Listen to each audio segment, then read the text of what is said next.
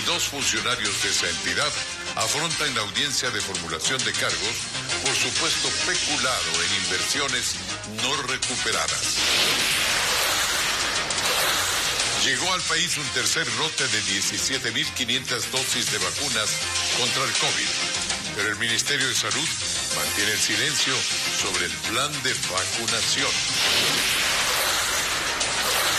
En lo internacional, el régimen de Nicolás Maduro expulsa a la embajadora de la Unión Europea en Venezuela y aumenta la tensión diplomática.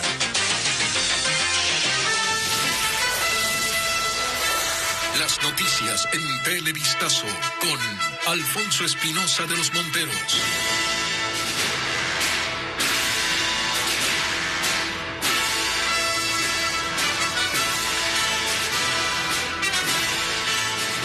¿Cómo están, amigos? Buenas noches. Ya son 80 los muertos que ha dejado la violencia en las cárceles de 3 provincias del país. Esta mañana la policía se desplegó nuevamente en Guayaquil para controlar incidentes dentro de las prisiones, protagonizados por los propios reos. Esto en medio del drama de las familias de los presos que buscan información de sus parientes, quieren confirmar si fueron víctimas de la masacre en 4 cárceles del país.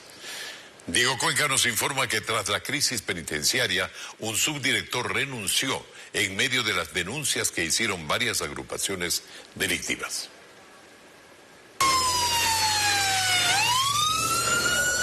La policía se alertó por nuevos incidentes en el complejo penitenciario de Guayaquil, luego de que en la mañana de ese miércoles saliera humo de uno de los pabellones de máxima seguridad. En ese momento llegaron agentes en motos, unidades especiales. El nerviosismo empezó a apoderarse de los familiares de los reos, que esperan información de sus parientes. ¡Le abrieron los candados! Allá no hay ningún policía, no hay nadie. No hay nadie. En medio de la tensión por no saber si sus familiares están vivos dentro de la cárcel, una señora se desmayó y fue atendida por los paramédicos. ¡Pero y nuestros presos! ¿Quién nos da información? Son 24 horas que no tengo información de mi hermano. Eso mientras un helicóptero de la policía rodeaba la zona desde el aire. Los militares comenzaron una serie de recorridos a lo largo del perímetro externo de la cárcel y redoblaron la seguridad. Así, la ola de violencia en ese complejo penitenciario de Guayaquil dejó 37 reos asesinados, 31 murieron en la cárcel regional y otros 6 fallecieron en la penitenciaría del Litoral. Otros 34 presos murieron en la cárcel de Turi en Cuenca, provincia de Azuay, y 9 reos fueron asesinados en el centro penitenciario de Cotopaxi. En total murieron 80 reos en los motines. Los Choneros, una de las bandas delictivas, en redes sociales publicaron ese video que fue grabado desde prisión. Dicen que no son responsables de las muertes e insisten que quieren paz. Hacemos esto para dejar en claro que no tenemos nada que ver. Mientras en otro video, un grupo de reos de la penitenciaría del Litoral en Guayaquil se autodenomina como la nueva generación. Que exigimos y pedimos inmediatamente la destitución y la separación del señor subdirector del SNAI, coronel Jacome. En medio de las acusaciones de los presos, el Servicio de Atención Integral del Sistema Penitenciario confirmó a Ecoavisa que Orlando Jacome, subdirector de Rehabilitación Social, renunció a su cargo. Intentamos comunicarnos con el ahora exfuncionario, pero no obtuvimos respuesta, y las demás autoridades encargadas de la seguridad carcelaria guardan silencio. Y efectivamente en la cárcel de Turi, en Cuenca, 34 personas fueron asesinadas durante la ola de violencia por la disputa entre reos. Los familiares de los fallecidos llegan a Cuenca para retirar los cadáveres. Las autoridades aún no identifican a todas las víctimas, como nos informa José Carlos Alvarado. Luego de la jornada sangrienta ocurrida este martes dentro del Centro de Rehabilitación Social de Turi en Cuenca, miembros de las Fuerzas Armadas arribaron al lugar para custodiar los exteriores. Más elementos de varias unidades de la policía también se sumaron al trabajo para evitar nuevos amotinamientos. El Centro de Rehabilitación Social de Turi tiene la capacidad para albergar a más de 2.500 privados de libertad. Hasta aquí han llegado familiares de los reos quienes solicitan a las autoridades información sobre el estado de sus familiares al interior de esta cárcel. Me llamó y estaba allí. Allí estaba que lo estaban matando, herido en las piernas, con bala. Llamé al 911 a las 9 de la mañana y nunca nadie entró. Pero no solo llegaron a la cárcel de Turi. Decenas de personas viajaron desde varios puntos del país hacia la morgue de Cuenca para tener información de los reos asesinados. Algunos llegaron con ataúdes para poder retirar los cadáveres. Otros aún mantienen la incertidumbre sobre el estado de los cuerpos. Y hasta ahorita, hasta este momento nosotros desconocemos. No sabemos si él está vivo, si él está muerto. Nos dicen que hay 3 cadáveres todavía que no están identificados, pero de allí no nos dicen nada más. El fiscal provincial de Azuay, Leonardo Amoroso, detalla que existen complicaciones para identificar a todas las víctimas. Tengo que señalar con mucho pesar de que hay cadáveres de que fueron decapitados. Estamos hablando alrededor de unos 18 cadáveres de que fueron decapitados. Y eso complica un poco nuestra tarea. Por su lado, el alcalde de Cuenca, Pedro Palacios, indicó que solicitará que ya no asignen más reos de alta peligrosidad a Turi. Todos los presos de alta peligrosidad a las cárceles que fueron creadas para ello, no a la cárcel de Cuenca, que es regional.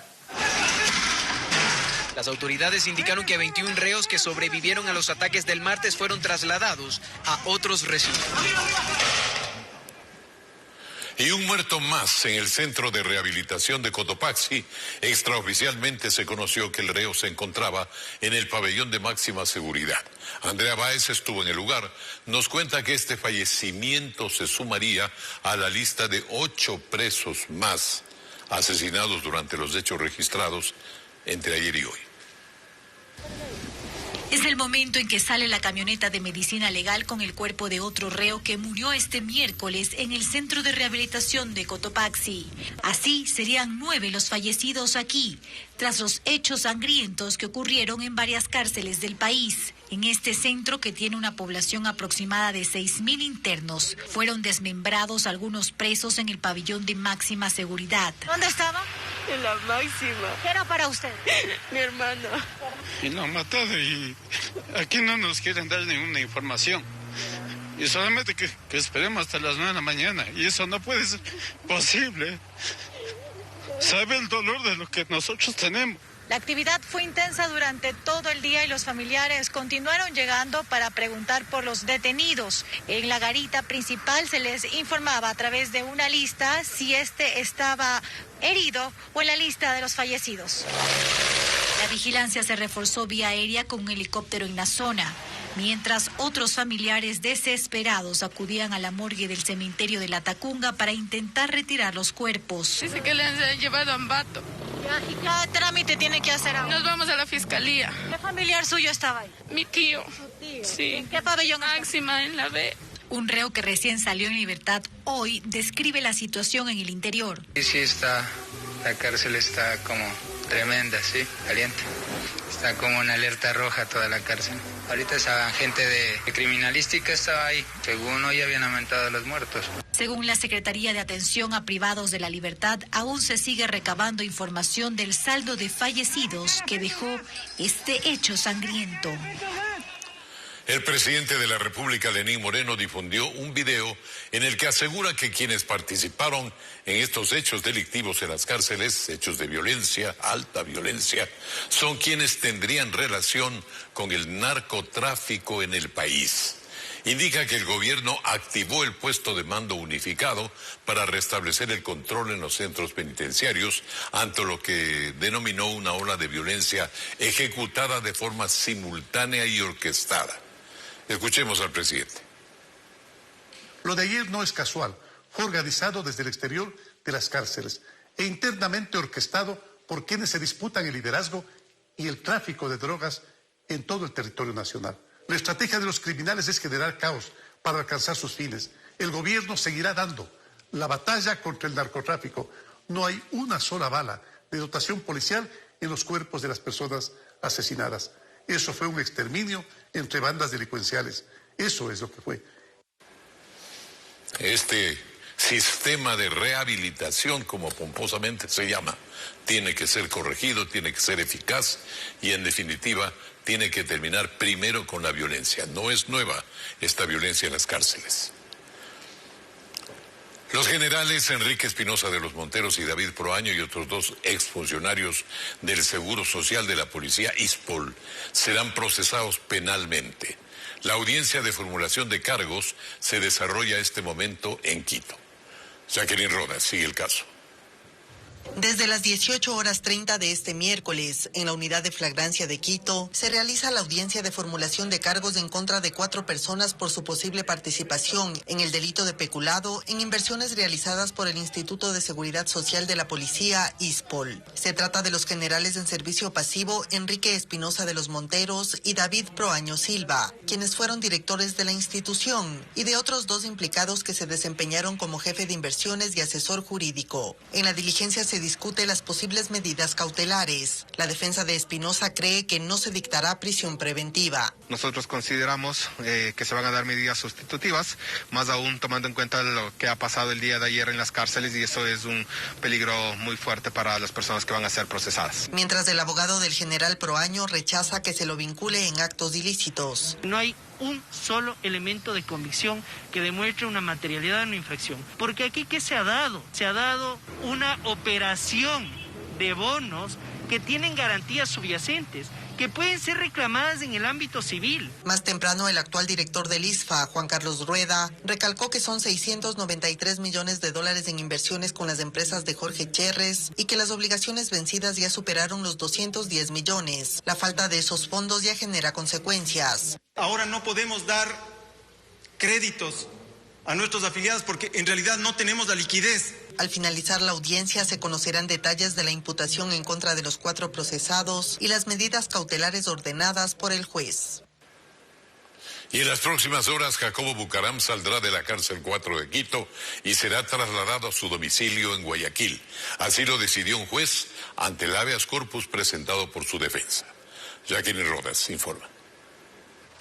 Jacobo Bucaram Puley, procesado por su posible participación en una red de venta de insumos médicos durante la pandemia, asistió personalmente a la audiencia de habeas corpus en la que argumentó problemas de salud. Cerca de la medianoche de este martes, el juez Esteban Moscoso ordenó su salida de la cárcel 4 de Quito y que se lo traslade a su casa en Guayaquil para que cumpla arresto domiciliario. Su defensa explica por qué. Él tiene hipertensión grave, crónica, esencial. ¿Cómo vas a llevar un tipo de nivel del mar, obeso, con 4 operaciones bariátricas que no le han servido de nada? ¿Cómo lo vas a llevar a 2.800? ¿Qué estás esperando? ¿Que sea una bomba de tiempo y se te muera? Ese fue el habeas corpus. El juez no levantó la prisión preventiva ni ordenó su libertad y aclaró que el arresto domiciliario se cumplirá hasta que mejore su salud. En el lugar tendrá custodia policial. Jacobo Bucaram fue entregado por las autoridades colombianas en septiembre del año pasado y guardaba prisión en la cárcel de Cotopaxi. Pero en un primer habeas corpus, la Corte Nacional de Justicia ordenó su traslado a la cárcel 4 de Quito, donde permanece desde el 16 de octubre de 2020. Ahora se espera el nuevo traslado a su domicilio en Guayaquil, ubicado en el barrio Kennedy Norte. Según su defensa, se concretará en las próximas horas tras la última decisión judicial emitida a su favor. Jacobo Bucaram responde en 2 procesos penales por posible delincuencia organizada, uno en Guayaquil junto con sus hermanos Michel y Dalo, los hermanos Salcedo y el expresidente del IES Paul Granda, y el otro en Quito, en el que también se imputa a su padre Abdalá Bucaram Ortiz. Llegaron nuevas dosis de vacunas en contra del COVID-19, mientras continúan las críticas por la lentitud con la que avanza el proceso. Carla Delgado nos cuenta que esta mañana estaba previsto que el ministro de Salud hable sobre la vacunación, pero la rueda de prensa fue cancelada. Es el tercer lote de vacunas que llega al país. Arribó desde Bélgica, según informó el Ministerio de Salud a través de un boletín de prensa. Serían 17.500 dosis de la farmacéutica Pfizer. Estas nuevas vacunas serán distribuidas en hospitales de la red pública de salud, así como en centros gerontológicos públicos y privados. Hasta el momento han llegado más de 41,000 dosis. Esta mañana la cartera de salud convocó a una rueda de prensa luego de varias semanas de silencio. Allí se daría a conocer los avances de este proceso. Sin embargo, la suspendieron. Según informaron, el ministro Juan Carlos Ceballos se encontraba en una reunión en la presidencia por la situación carcelaria del país. Las proyecciones del ministerio es que el plan vacunarse cuente con capacidad de aplicar al menos 160,000 dosis por día. Sin embargo, al ritmo de inoculación actual, esto no se cumplirá. Según el docente de la Universidad San Francisco, Juan Terán. Se anuncia que a partir del mes de marzo, de forma semanal, se van a recibir cerca de 40,000 dosis por semana. Eso para lograr alcanzar los 6 millones de vacunas que aparentemente se están comprando a Pfizer, significaría cerca de 150 semanas. No hay forma que el país espere 3 años para recibir la totalidad de las vacunas. Advierte la peligrosidad de una vacunación a cuentagotas, por lo que piensa que el gobierno debe cambiar de manera urgente la estrategia. Parece ser, todo indica, que esta es una vacuna que no va a dar protección a largo plazo. El pasado 20 de enero llegó el primer lote de la vacuna Pfizer al país.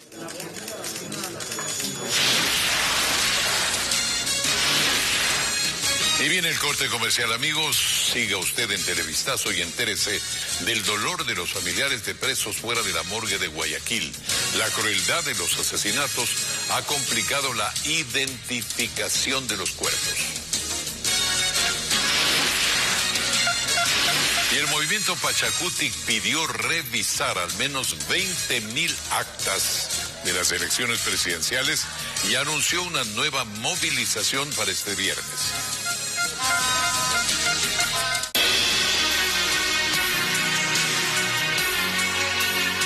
Este lunes cumple tus sueños con un pozo acumulado de $3 millones.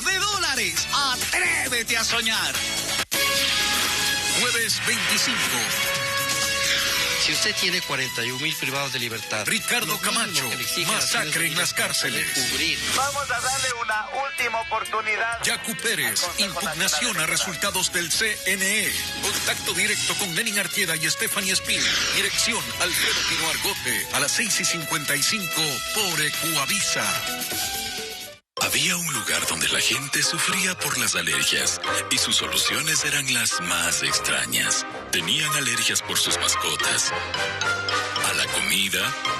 Sus prados eran falsos para evitar el polen y los insectos. Hasta que llegó Degraler para la prevención y tratamiento de alergias. Una toma al día que actúa a partir de los 15 minutos. Recomendado por especialistas. Y así la gente pudo vivir en un mundo sin alergias. Degraler te da libertad con la calidad y confianza de Bagó. Somos OLX Autos. Estamos cambiando la forma en la que tú cambias tu auto. Para que lo hagas como debería ser. Libre de preocupaciones. Para que tu tiempo sea todo tuyo. Brindándote siempre la mayor seguridad. Porque todo cambio comienza con un primer paso. Ingresa a olxautos.com.es y cambia tu auto hoy mismo. OLX Autos. Como debería ser. En esta familia todos toman probióticos Proflora. Mariana toma Proflora SCI para mejorar su sistema digestivo. Y así le dijo adiós al estreñimiento y gases. Carlos toma Proflora Performance para fortalecer su sistema inmunológico y mejorar su rendimiento físico. Martín toma Proflora Baby que alivia sus cólicos y estreñimiento. Ana toma Proflora Zen que ayuda a mejorar su estado de ánimo y concentración. Toma Proflora, probióticos naturales sin gluten ni endulzantes. Proflora, probióticos para toda la familia. En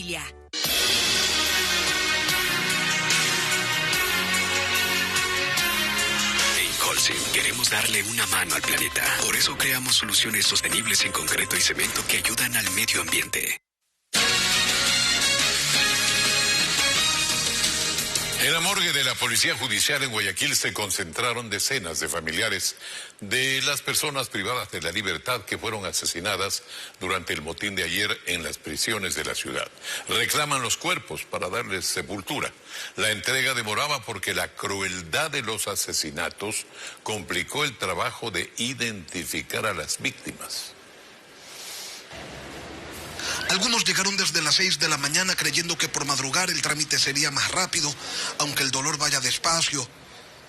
Y por dentro, afuera de la morgue de la Policía Judicial se concentraron.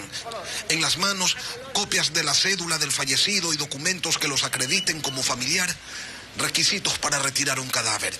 Allí, todos juntos, estaban los que habían confirmado que uno de los suyos había sido asesinado en la prisión. Chávez, Arroyo, Kelvin, David.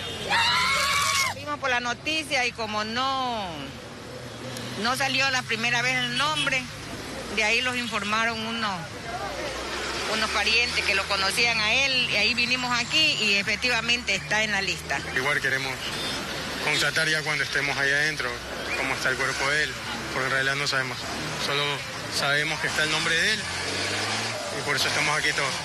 Pero también estaban otros que no tenían certeza sobre la suerte de su familiar y que iban allí a enterarse si estaba o no en la lista. Yo tengo desde las 7:30 de la mañana. ¿Qué le han dicho? Todavía nos dicen que esperemos la última lista, pero hasta aquí no está enlistado mi hijo todavía. Afuera una procesión de vehículos con féretros y la expectativa de que aparezca el señor de la lista para que la lea en voz alta y confirmar si había o no todavía espacio para la esperanza. Algunos ya la habían perdido y solo pedían agilidad en el trámite. Ya sabemos, mi hermana corroboró que está adentro, pero es un trámite de las 10 de la mañana. Y nosotros tenemos que llevarlo a Manaví. Mi hermana está sentada ahí y no se puede hacer nada. Y es que de los 37 asesinados en las cárceles de Guayaquil, solo 27 pudieron ser identificados. Veamos ahora cómo está la población carcelaria en nuestro país. Juan Carlos Aisproa tiene las cifras que derivan en un hacinamiento en las prisiones, un viejo problema también en nuestro sistema carcelario. Juan Carlos, te escuchamos. Sí, Alfonso, amigos, esas cifras de hacinamiento son precisamente bastante preocupantes. De hecho, en el Ecuador hay una población carcelaria de 38.693 presos. Sin embargo, solo hay 29.746 plazas habilitadas en los centros penitenciarios del país. Es decir, hay un exceso de 8.947 reos, que significa el 30% de hacinamiento. En la cárcel número 1 de Guayas, antes denominada como Penitenciaría del Litoral, hay 9.577 reos y su capacidad es para 5.036. Esto significa que son 4.541 los reos en exceso en ese centro carcelario. En la prisión de Cotopaxi, donde también se registraron incidentes y asesinatos, hay una población de 5.173 presos y su capacidad es de 4.824. Esto representa que hay 349 presos en exceso. Según cifras del Servicio de Atención a Privados de Libertad, en el Centro de Privación de Libertad Regional en Guayas son 4.031 los presos recluidos. Su capacidad es de 4.368. Mientras que en la cárcel de Turi, esto en la ciudad de Cuenca, hay 2.477 reclusos y la capacidad es de 2.716. Es decir, en esos centros no hay hacinamiento. Bueno, esperemos soluciones para toda esta problemática, y pronto. Las Fuerzas Armadas desplegaron 2.000 uniformados para reforzar la seguridad externa de todos los centros penitenciarios del país tras la crisis por los violentos asesinatos. Según el jefe del Comando Conjunto de las Fuerzas Armadas, Luis Lara, están realizando varios operativos, especialmente en Guayaquil, Cuenca y La Tacunga. Paul Romero con el informe. La presencia militar fue necesaria para tratar de retomar el control de los centros penitenciarios, desbordados por la violencia y asesinatos en las cárceles de Guayaquil, Cuenca y La Tacunga. Según el jefe del Comando Conjunto de las Fuerzas Armadas, Luis Lara, se movilizaron cerca de 2.000 soldados a escala nacional, especialmente a las cárceles en donde hubo más violencia. Dentro de los ámbitos de nuestra competencia, es decir, realizar controles militares en inmediaciones de los centros de rehabilitación. Esto se lo ha realizado con un efectivo aproximado de unos 2.000 hombres en todo el territorio nacional. El oficial aclaró que las Fuerzas Armadas no pueden ingresar a los centros penitenciarios y explicó el alcance de su trabajo en la crisis carcelaria. Es proporcionar un cerco externo a través de la realización de controles y retenes militares, a través de CAMEX, y controlar el ingreso hacia el interior, hacia el cerco interior de los centros de rehabilitación. Además, le consultamos sobre la advertencia de supuestos cárteles que se adjudican la masacre y advierten con más zozobra. Tengo entendido que la Policía Nacional y Fiscalía están investigando esta situación. En emergencias anteriores en los centros penitenciarios, las Fuerzas Armadas igual participaron para controlar la seguridad. En una entrevista radial, el candidato presidencial Guillermo Lasso de la Alianza Movimiento Creo, Partido Social Cristiano, rechazó la matanza ocurrida ayer en las cárceles del país y enfatizó que es necesario terminar con el hacinamiento en los centros de rehabilitación, así como detener a las mafias delictivas locales e internacionales responsables de estos acontecimientos. Se solidarizó con familiares de los asesinados y llamó a la policía a que actúe con firmeza para que no se repitan estos hechos. Nos lleva a pensar en la necesidad de que nuestro gobierno vamos a reformar el sistema penitenciario del Ecuador para acabar con el hacinamiento, con el exceso de presos en las cárceles que causan estos problemas, más acabar con las mafias locales e internacionales. Y el candidato presidencial de la Alianza Unión por la Esperanza, Andrés Arauz, se reunió con el presidente de la Asociación de Municipalidades del Ecuador, Raúl Delgado. El objetivo fue analizar las necesidades de los gobiernos autónomos regionales del país ante la necesidad de un urgente plan de vacunación con distintos proveedores. También dijo que la deuda del Estado con los municipios de más de $1.000 millones la resolvería con créditos del Banco Central, si él llega a la presidencia. Y por último, analizaron el trabajo en materia de seguridad que conjuntamente realizarían el gobierno y los organismos seccionales si es que él es elegido presidente. Pachacutic prepara una nueva movilización para este viernes en Quito y en otras ciudades del país. Hasta ese día se conocerá la respuesta del Consejo Nacional Electoral al pedido de esa organización para revisar al menos 20.000 actas de todo el país. Francisco Garcés estuvo con los indígenas. Pachacutic empleará todos los recursos legales que tiene para impugnar los resultados de la primera vuelta electoral. El primer paso es esperar el pronunciamiento que el CNE debe emitir hasta este viernes sobre la objeción presentada para que se revisen al menos 20.000 actas. Y mientras tanto, la presión se mantiene y la vigilia sigue en los exteriores del Consejo Nacional Electoral.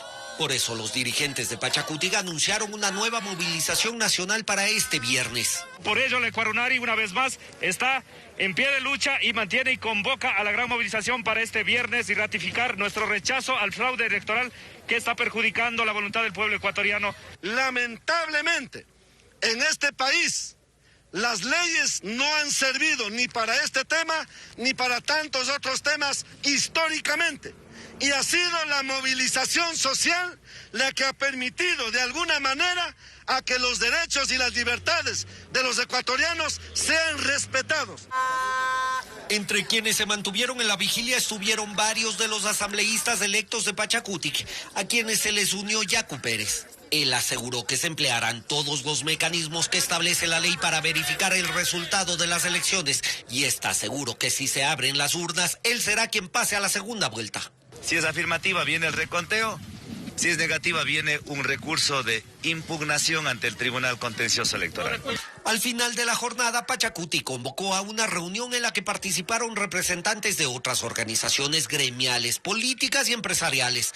La intención fue buscar una posición conjunta ante las dudas generadas en el resultado de las elecciones. El Consejo Nacional Electoral sigue sin resolver la solicitud de la Fiscalía para que se realice una pericia al sistema informático por la denuncia de un supuesto fraude electoral. Juristas advierten que ante la falta de una respuesta, la Fiscalía podría allanar las instalaciones del CNE. Paul Romero con el reporte. Van 3 días desde que la Fiscalía solicitó al Consejo Nacional Electoral la pericia del sistema informático tras una denuncia de un supuesto fraude electoral y la diligencia aún no se cumple. Los consejeros no han tomado una decisión al respecto por sus diferencias. El catedrático y abogado penalista Pablo Encalada señala que al no existir una apertura del organismo electoral, la Fiscalía tiene la facultad de tomar otras acciones. Todas las personas en el país tenemos la obligación jurídica de colaborar con la justicia. Entonces, si es que Fiscalía, digamos, ve que no le están entregando la información, incluso podríamos llegar a un allanamiento al CNE, cosa que ojalá no pase, porque eso, digamos, pondría más sombrío el panorama actual en el Ecuador. Considera que no existe una interferencia de la Fiscalía en el proceso electoral. Lo único que hizo la Fiscalía, en base plenamente a sus atribuciones, es realizar una diligencia tendiente a recabar esa información que consta en el sistema informático del CNE y con eso poder luego peritar para ver si realmente existe o no existe un fraude electoral. Pero en el campo político existe otra interpretación sobre la investigación abierta por la Fiscalía. Para el jefe de bloque del Partido Social Cristiano existiría injerencia directa.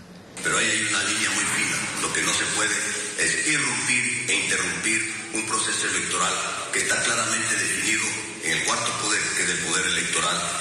Incluso advirtió con un eventual juicio político a la fiscal Diana Salazar. No se pueden suspender las elecciones. Estamos en un proceso inmerso que concluye recién el próximo 11 de abril. Y eso es lo que hacemos. Defendemos la democracia. Mientras tanto, el calendario electoral para la segunda vuelta sigue en marcha. La campaña iniciará el próximo 16 de marzo. Luego de la pausa tendremos más información aquí en Televistazo. En el ámbito internacional, nueva polémica en Venezuela. Esta vez el presidente Nicolás Maduro arremete contra la Unión Europea. Les contaremos más en nuestro segmento de Noticias del Mundo.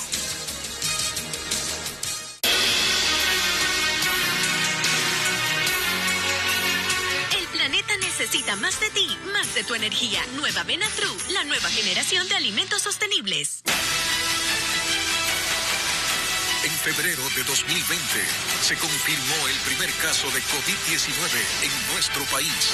La ministra de Salud entonces decía que todo estaba controlado. Llevo 1 hora en la entrada de emergencia. No necesito respirar. Todo lo que salen muertos a diario. Desde esa fecha, la vida ya no es la misma. Ecuador, 1 año de la pandemia. Un informe especial de Televistazo. Esta semana, a la 1 de la tarde y 7 de la noche, por Ecuavisa. Con Vitality de Saludza, todos podemos vivir una vida más saludable. Hasta Julián, un oso perezoso que dijo, ¿un café por moverme? ¡Voy! Y si él puede, tú también. Escalera en vez de ascensor, antes te daba pereza, ahora te da premios.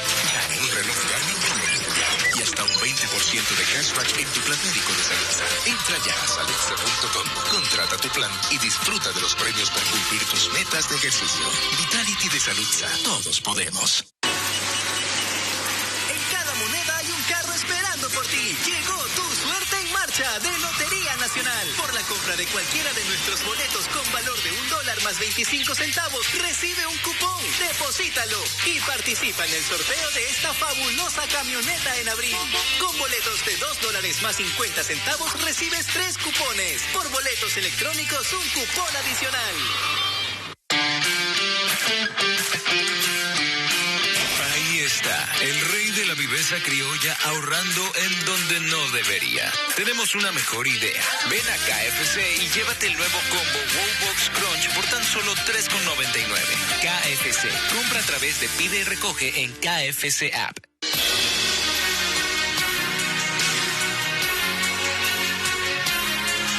Holcim, queremos darle una mano al planeta. Por eso creamos soluciones sostenibles en concreto y cemento que ayudan al medio ambiente.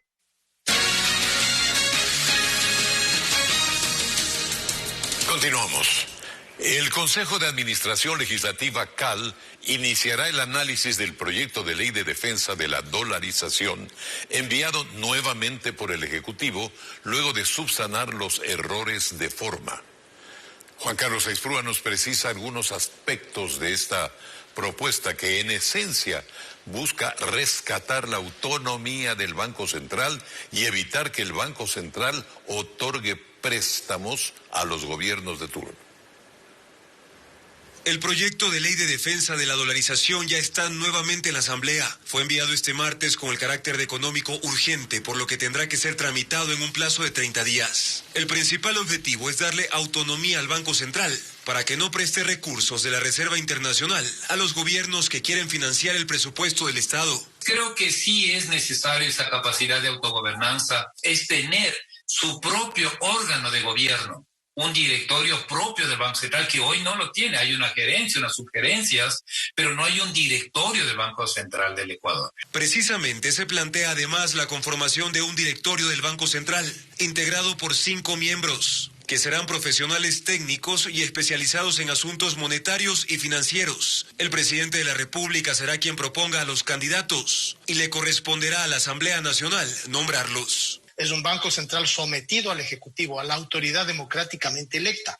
Acá lo que se intenta es volver a tener un directorio de un banco central parecido al del año 99-98, a ese banco central que entregó los créditos a los banqueros. También se propone que la Junta de Política y Regulación Financiera sea un órgano independiente del Ejecutivo, encargado de emitir el marco regulatorio al que deben sujetarse las entidades financieras, de valores y seguros. También estará integrado por 5 personas. Pensando en que debe ser una institución encaminada a la reactivación económica, al buen manejo de la liquidez, al buen manejo de los indicadores monetarios que nos permita salir de esta crisis. Someterse al acuerdo con el Fondo Monetario Internacional, donde el Banco Central tenía que hacer varias modificaciones. Una de esas es el tema del directorio, pero hay otras más. La otra es disminuir la regulación financiera en general en el país. El proyecto, que según el régimen pretende proteger la dolarización, es un paquete de reformas al Código Monetario y Financiero que está vigente desde el año 2014, cuando fue aprobado en el anterior gobierno.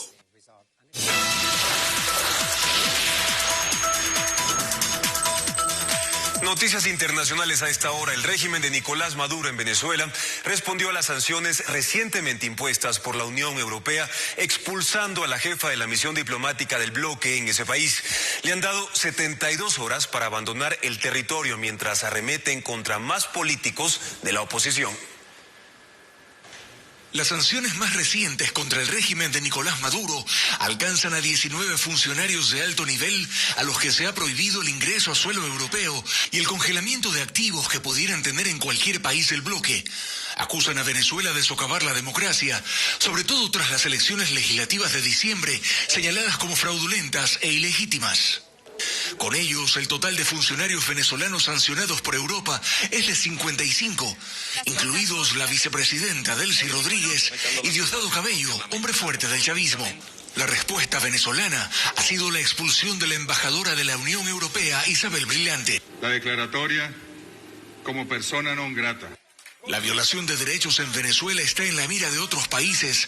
Estados Unidos, por ejemplo, que ha anunciado su retorno al Consejo de Derechos Humanos de Naciones Unidas. El secretario de Estado, Anthony Blinken, ha dicho: aquellos que se esconden bajo el manto de promover el desarrollo económico mientras buscan socavar los derechos humanos deberán rendir cuentas. Seguiremos denunciando abusos en lugares como Venezuela, señaló. Al mismo tiempo hablaba de otros países como Nicaragua y Cuba. La oposición venezolana también ha sufrido otro golpe. La Contraloría del Estado inhabilitó políticamente a Juan Guaidó, prohibiéndole ejercer cargos públicos por los próximos 15 años. La inhabilitación política ha sido una herramienta utilizada varias veces por el gobierno de Maduro para dejar fuera de juego a sus opositores. Otros políticos venezolanos inhabilitados han sido Leopoldo López, Enrique Capriles, Antonio Ledesma, María Corina Machado, a los que se suman ahora Juan Guaidó, Julio Borges y Tomás Guanipa. Estos últimos en funciones en el extranjero como representantes del interinazgo de Juan Guaidó. En Brasil, el estado de Acre se encuentra en alerta por las graves inundaciones que han afectado a 130.000 residentes en 10 ciudades. El gobernador decretó situación de emergencia, pues además enfrentan un brote de dengue y también la crisis sanitaria por la pandemia. El estado de Acre, en Brasil, enfrenta una catástrofe por el desbordamiento de los principales ríos de la región. Hay 10 ciudades anegadas, entre ellas la capital, Río Branco. 130.000 personas se han visto afectadas, pues sus comunidades están bajo el agua. y los daños a los cultivos son millonarios. Las personas han logrado huir de sus casas con la ayuda de voluntarios y han sido trasladadas a refugios temporales en escuelas, iglesias, gimnasios y campos deportivos. Las autoridades del estado Acre han solicitado recursos al gobierno para atender a los miles de afectados por las inundaciones y además porque ya estaban enfrentando un brote de dengue y la pandemia del coronavirus. El presidente de Brasil, Jair Bolsonaro, tiene previsto visitar hoy esta región para supervisar los trabajos de los equipos de rescate. Latinoamérica avanza en el proceso de vacunación contra el COVID-19. Chile lidera la lista con la mejor gestión de vacunas en la región, mientras que países como Colombia y Bolivia, que han vacunado un menor porcentaje de su población, reciben miles de dosis para así continuar con la inmunización. Ante el implacable avance de la pandemia, varios países se aseguraron de comprar de forma anticipada millones de dosis de vacunas anti-COVID. Y en Latinoamérica, Chile es el país que tiene la mejor gestión en este proceso. 35.700.000 dosis han sido confirmadas, lo que significa que ese país está en capacidad de asegurar vacunas para el 90% de su población. Hoy llegó el sexto cargamento con cerca de 200.000 dosis de la vacuna de Pfizer a la capital Santiago. El gobierno de Sebastián Piñera pretende que la vacunación llegue a 5 millones de personas hasta marzo.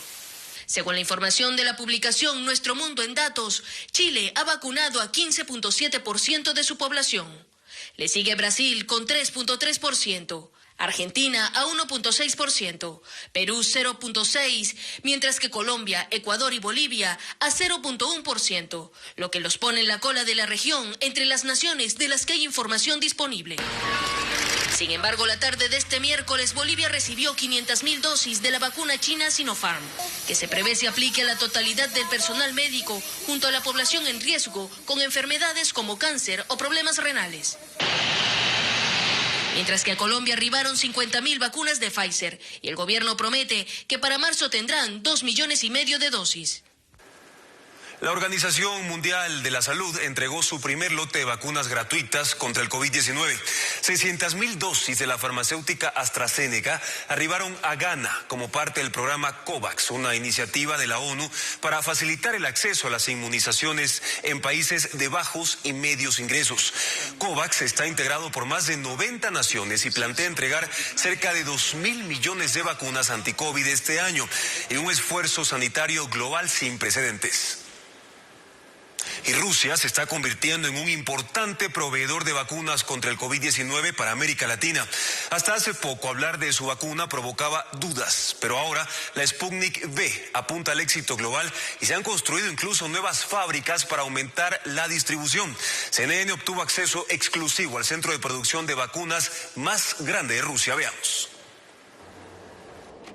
Este sitio fue una vez un centro de armas biológicas de la Guerra Fría. Secreto, remoto e inaccesible, pero CNN ha obtenido acceso exclusivo a una instalación de alta tecnología donde Rusia ahora fabrica la Sputnik V, su controvertida pero efectiva vacuna contra el COVID-19. El científico jefe me dice que cada paso en el proceso a gran escala tuvo que ser calibrado cuidadosamente. ¿Ya ha dado este paso? ¿Ya está produciendo millones de dosis cada mes? Sí, estamos produciendo varios millones de dosis cada mes y esperamos obtener pronto una cantidad aún mayor, tal vez entre 10 y 20 millones por mes. Con estos números, los funcionarios rusos ahora dicen que cualquier adulto sano aquí que quiera la Sputnik V puede obtenerla, abriendo clínicas emergentes como esta en un centro comercial de Moscú, alentando a los clientes a vacunarse, ofreciendo un helado gratis con cada inyección para endulzar el trato. Incluso, el laboratorio secreto ruso que fue pionero en la producción de la Sputnik V ha abierto sus puertas, ofreciendo la vacuna directamente, por así decirlo, de la fuente. Debo decir que no estoy particularmente nervioso por recibir la vacuna rusa, porque ha tenido ensayos clínicos a gran escala y ha sido revisada por la comunidad científica en una revista importante. Se ha descubierto que es muy segura y tiene una efectividad del 91,6%, lo cual es bueno. De todas formas, Anyway. Anyway, it's Lo interesante, sin embargo, es que puede obtener una vacuna aquí en Rusia, aún sin pertenecer a una categoría vulnerable. El hecho es que un país con una de las cifras más altas de infecciones por COVID-19 del mundo también tiene una de las tasas más altas de desconfianza en las vacunas. Menos del 40% está dispuesto a recibir la vacuna, según una encuesta de opinión reciente. Pero la demanda mundial de la Sputnik V sigue aumentando. Y en otros temas, la vida criminal de la esposa de Joaquín El Chapo Guzmán era un misterio hasta ahora. Poco se sabía de su participación en las actividades delictivas del cartel de Sinaloa y se mostraba como una mujer dolida que acompañó a su pareja durante el juicio que lo llevó a una prisión de máxima seguridad. Pero el FBI reveló que era más que una esposa leal. Nuestro canal aliado Telemundo nos relata por qué. A Emma Coronel le gusta liberar el estrés disparando armas de grueso calibre, como lo muestran estas imágenes obtenidas en exclusiva por Noticias Telemundo Investiga. Durante el juicio de su marido, Joaquín El Chapo Guzmán, frecuentó este establecimiento de tiro en Nueva Jersey, según nos confirman fuentes de la familia Guzmán. Y es que desde su infancia, Emma Coronel vivió rodeada de armas. Su padre, Inés Coronel, era un traficante de marihuana que fue sentenciado en México a 10 años de prisión. El FBI asegura que Emma Coronel no era ajena al negocio de la droga y cita a 2 testigos que aseguran su complicidad en las operaciones del cartel de Sinaloa. Una fuente de la DEA confirmó a Noticias Telemundo Investiga que Dámaso López Núñez, el licenciado, es uno de los 2 testigos que aseguraron recibir órdenes de Emma Coronel mientras su marido estaba preso en el altiplano. De hecho, Edgar Coronel Aispuro, hermano de Emma, fue condenado a 10 años de prisión por coordinar el escape del Chapo Guzmán de dicho penal en julio de 2015. Noticias Telemundo Investiga ha sabido también que en 2018 fue propietaria del Casino Ríos en Durango. Sin embargo, el casino cerró meses después. Se desconocen las causas.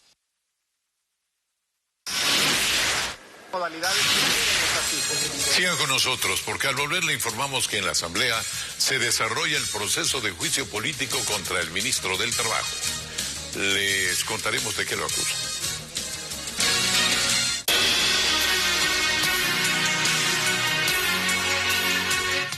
Pide KFC a domicilio. En los planes de Optime, mi hija es inocente. No te saldrás con la tuya. El padre de Meriem sobra. Ahora ya no tenemos secretos. Y aunque no pudo la primera vez, si habla, usted tendrá que rezar por ella. Él seguirá siendo un cabo suelto. ¡Mi padre está dentro! ¡Ayúdenme, papá! Pero confiaste en mí. Que debe eliminar. Asesino. Sé muy bien lo que has hecho. Meriem, lunes a viernes, 8 de la noche. ¿Se te antoja algo delicioso? Llegó Jueves Together de Banca. Ahora las cenas por videollamada con quien amas van por nuestra cuenta. Paga con Bancard en los restaurantes participantes y recibe el segundo plato fuerte gratis para enviárselo con delivery incluido a quien quieras. Revisa términos y condiciones en www.bolivariano.com. Con Bancard, nadie te quita lo vivido. Y con ustedes, la ganga de la semana. Del 22 al 28 de febrero. Refrigeradora Indurama de 16 pies. 40% de ahorro de energía en el compresor. Amplio espacio interior. Alimentos frescos y sin olor. Y solo por $529.50. La ganga. Precio de valla con garantía comprobado. ¡Se acumuló! ¡Se acumuló! ¡Se acumuló! Son $3 millones del acumulado que sortea este lunes 1 de marzo. Pozo Millonario, atrévete a soñar.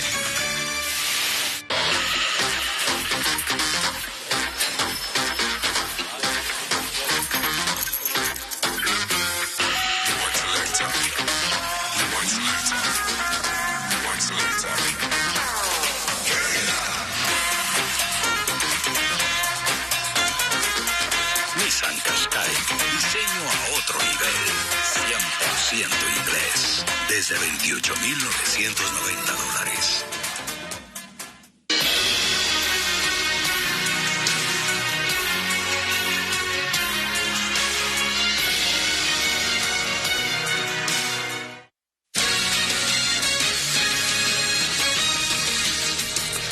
Avanza el juicio político contra el ministro de Trabajo en la Asamblea Nacional.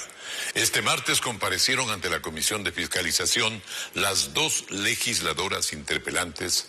Presentaron 7 causales para pedir censura y destitución. Patricio Díaz siguió la sesión. Mucho gusto. Es la segunda sesión del juicio político contra el ministro de Trabajo, Andrés Sitch, en la Comisión de Fiscalización. Comparecieron las dos interpelantes, Marcela Guiñaga y Marcela Holguín. Presentaron 7 causales contra el funcionario, entre ellas una interpretación del despido por fuerza mayor, que aseguran ha permitido abusos durante la pandemia. La pandemia solo puede ser considerada causa de fuerza mayor si lleva a que la empresa cierre sus puertas. Y si hubo empresas, afirmó, que mal aplicaron esta causal sin dejar de trabajar un solo día. Sí las hubo. Además, lo acusan por no incrementar el sueldo básico para 2021 y mantenerlo en $400. Señalan que eso va contra la Constitución. Incumpliendo la disposición transitoria 25ª de la Constitución de la República del Ecuador, que indica que la revisión anual del salario básico se realizará con carácter progresivo. Suman temas desde impedir el derecho a la huelga de los trabajadores de la empresa Explosen y no disponer inspectores en caso de despidos, hasta la demora en inhabilitar a la exministra de Gobierno censurada por la Asamblea. Los descargos del ministro Sitch los podrá presentar el 19 de marzo. Concluido este proceso a finales de ese mismo mes, esperan se le remita el juicio político contra el ministro de Salud. La sesión presencial del Consejo Metropolitano de Quito generó aglomeraciones. El acto se desarrolló en el estadio de la Federación de Ligas Barriales de Quito, a donde no lograron ingresar todos. Alex Ceballos tiene un informe. El mismo municipio que promueve las acciones para evitar las aglomeraciones en la capital generó esta concentración de personas fuera del estadio de la Federación de Ligas, en el norte de Quito. A nosotros nos invitaron desde la Administración Zonal a Delicia. Se ha convocado a los presidentes, dirigentes, líderes y lideresas y no nos dejan entrar. Este maltrato, siendo él el presidente del COEP cantonal, no nos permite entrar. Entonces, ¿para qué nos invitan? ¿Qué respaldo necesitan? Centenares de personas pugnaban por entrar a este escenario, escogido por el municipio para desarrollar la sesión 127 del Consejo Metropolitano de Quito. Que hay mucha gente, pero sin embargo estamos aquí respaldándole al alcalde Jorge Yunda. En lo correcto para respaldarle, pero si es que hay que investigar, que se investigue, es que se investigue a fondo. En el estadio se instalaron carpas, amplificación, pantallas gigantes. El personal del Cuerpo de Bomberos, Control Metropolitano y Salud trataban de hacer cumplir las medidas de bioseguridad. En el interior, el alcalde Jorge Yunda lideraba la sesión, cuyo orden del día establecía la aprobación de ordenanzas para la regularización de algunos barrios de la ciudad. La verdad, la convocatoria de los ciudadanos ha sido una de las situaciones que nos sorprendió, pero tampoco podíamos prohibirles el ingreso acá.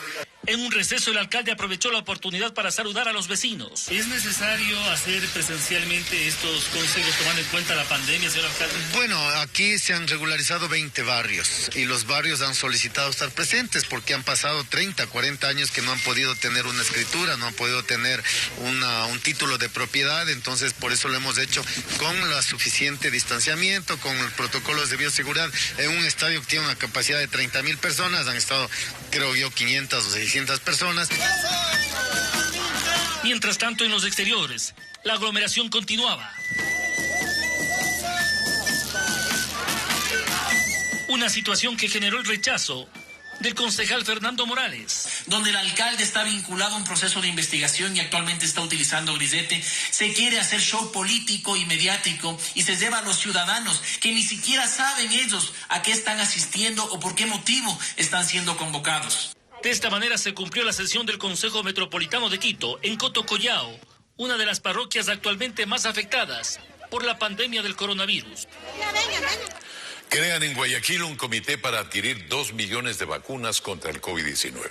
El municipio y el sector privado integran este equipo técnico que ya comenzó las negociaciones con 3 laboratorios. William Young nos informa los detalles de este plan de vacunación cantonal. Por ahora se comprarán 2 millones de dosis para vacunar a 1 millón de personas. Esa es la intención del municipio en esta fase, según la alcaldesa de Guayaquil, Cintia Viteri. Ya Guayaquil, desde el día de ayer, hizo una reserva de 15 millones de dólares en su primera fase para la compra de las vacunas. Y de la misma manera conseguiré el resto del dinero que nosotros estamos hablando de entre 30 y 40 millones de dólares. Si son 30 ya tenemos el 50% listos.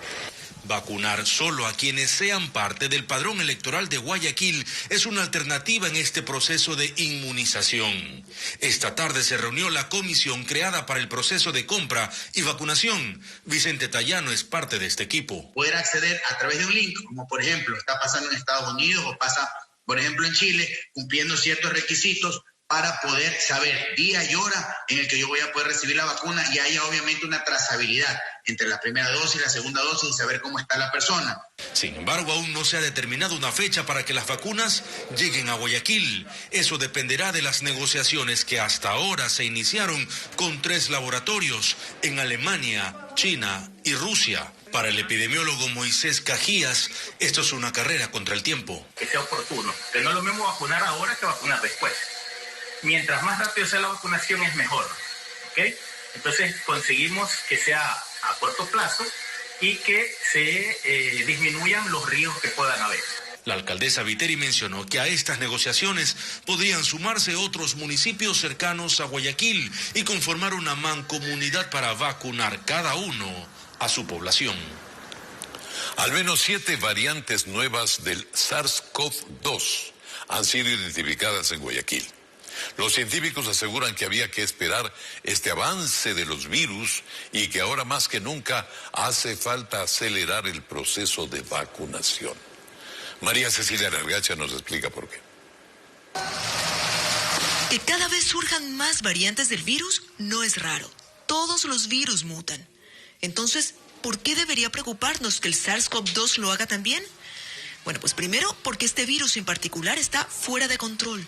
Y segundo, por las vacunas. Es que las vacunas que ya están siendo utilizadas podrían disminuir su eficacia al existir esta presencia de estas variantes. De hecho, ya identificadas en el mundo algunas variantes que causan preocupación. Por ello, el anuncio de que en Guayaquil se han encontrado variantes nuevas es algo que llama especialmente la atención. Hemos encontrado 9 variantes, de las cuales 7 no han sido reportadas dentro de América Latina. Este momento, lo más grave es que encontramos hace un mes una variante que se parece, que tiene características similares a la variante tanto de África del Sur como de Inglaterra. Lo que explican estos científicos es que la mayor parte de las mutaciones están ocurriendo justo en el peor lugar del virus, la proteína Spike. La proteína Spike, si ustedes miran, se llama coronavirus porque tiene estas proteínas saliendo como corona, y estas proteínas son la llave que permite que el RNA del virus entre dentro de la célula del ser humano. Esa es la importancia de que nos vacunemos lo más rápido posible aquí en el Ecuador. Ahora, las vacunas son importantes, pero frente a las variantes, lo inmediato es incrementar cuidados. ¿Qué es lo que tenemos que hacer en este momento conjuntamente con las vacunas? La vacuna es parte de la solución, no es la única solución. Es enfriar la pandemia, disminuir los casos lo más necesariamente posibles para darle chance a la vacunación y, como efectivamente dice usted, no darle chance al virus a que siga mutando. ¿Cuándo muta el virus? Cuando dejamos que miles de millones de personas estén infectando simultáneamente. Que aunque suene trillado, hay que seguir previniendo, porque la pandemia y el virus aún están aquí. Las explosiones del volcán Etna alcanzaron su punto más alto hasta ahora, de 1.500 metros de altura. La lava levantó miles de fragmentos de roca y horas después el coloso produjo otra espectacular exhibición de fuego con altas fuentes de lava disparándose hacia el cielo nocturno y alcanzando hasta 700 metros de altura. Los expertos afirman que las últimas explosiones del monte Etna están entre las más impresionantes o los más impresionantes eventos naturales de las últimas décadas.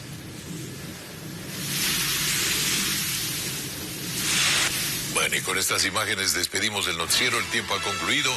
Nos veremos mañana a la hora de siempre. Y por supuesto, Televistazo tiene noticias desde muy temprano, 5:55 en la mañana. Buenas noches.